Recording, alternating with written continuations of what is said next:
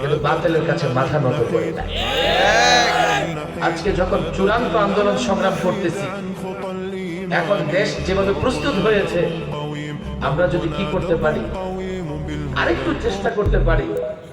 এখন যুব সমাজ যেভাবে ইসলামের দিকে ঝুঁকতেছে, আমরা খুব সহজেই ইসলাম প্রতিষ্ঠা করতে পারবো ইনশাআল্লাহ। পারবো তো ইনশাআল্লাহ?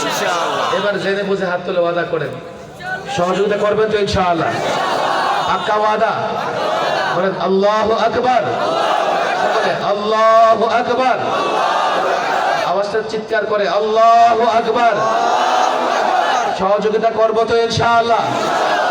ব্যক্তি আমাকে নয়, ইসলাম প্রতিষ্ঠায় সহযোগিতা করবো তো ইনশাআল্লাহ? বলেন ইনশাআল্লাহ। আল্লাহ তাবারক ওয়া তাআলা আমাদের এই ওয়াদাকে কবুল করে দেন।